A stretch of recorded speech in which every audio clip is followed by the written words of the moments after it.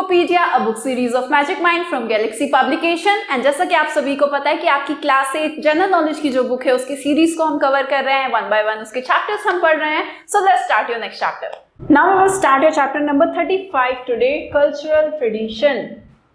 अब आपका read the description on cultural tradition from different parts of the world.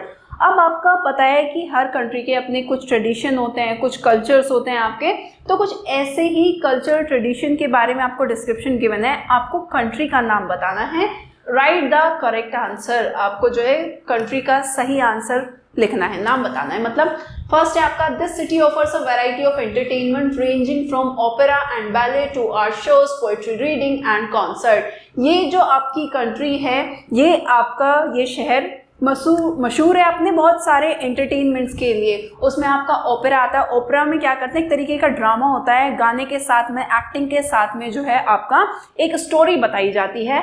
And ballet पहले आपका एक डांस फॉर्म है, पोएट्री रीडिंग के लिए मशहूर है, और आपके कॉन्सर्ट्स वगैरह के लिए मशहूर है। It houses the famous Louvre and Orsay museum as well as the biggest collection of impressionist art in the world.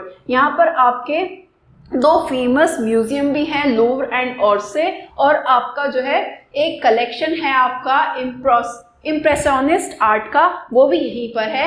Impressionist का मतलब होता है कि आपका जैसे कहते हैं ना कि it is that was my first impression, यानी कि किसी चीज़ को देखकर जो सबसे पहला आपके दिमाग में एक छवि बनती है, फर्स्ट इम्प्रेशन जो होता है, तो उस आर्ट के थ्रू उसको जो है शो किया जाता है, उसके लिए भी मशहूर है ये। And the name is Paris. Second one है, the wayang puppet theatre has been practised in the royal courts of Java and Bali for centuries. Wayang puppet theatre जो है, जो जावा और बली, काफी सदियों से जावा और बली के राज दरबार में उसको जो है किया जाता है। It is an ancient form of story telling. ये आपका एक ऐतिहासिक तरीका है कहानी को सुनाने का।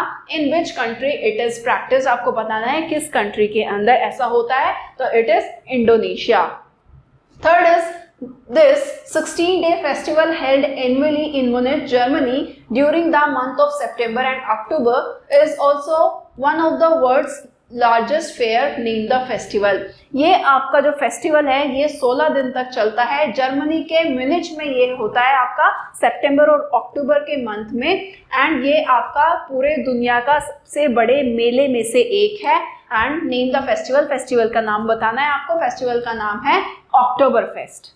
Now the fourth one is Ayurveda, the earliest school of medicine known to mankind, has been an integral part of this country's tradition for ages। Ayurveda जो है आपका पुराने टाइम में सबसे पहला जाने जाने वाला, मानव द्वारा जाने जाने वाला आपका पहला मेडिकल सिस्टम है। ये इस देश की जो है परंपराओं का बहुत पहले समय से जो है हिस्सा रहा है। Mark Twain described the rich culture of this nation when it called it the cradle of the human race, the birthplace of human speech, the grandmother of legends and the great grandmother of tradition। यानी कि कथाओं की दादी है, परंपराओं की परदादी है। Which country are we referring to? तो कौन सी कंट्री के बारे में बात हो रही है? कंट्री का नाम है आपका India. And the last one is, this country has many myth and legends pertaining to the action of the gods। यहाँ पर कि इस कंट्री की बहुत सारी कथाएं ऐसी हैं जो आपके जो भगवान वगैरह हैं उनके कार्य से रिलेटेड हैं आपकी।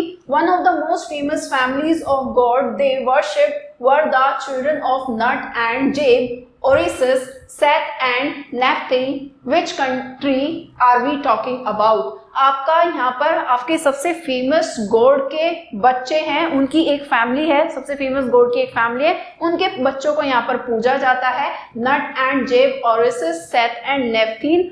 तो किस कंट्री की बात हो रही है? ये बात हो रही है आपकी इजिप्ट की। Now that's all about the chapter. Now if you want to note down, then you can note down also. That's all for today and thank you for watching.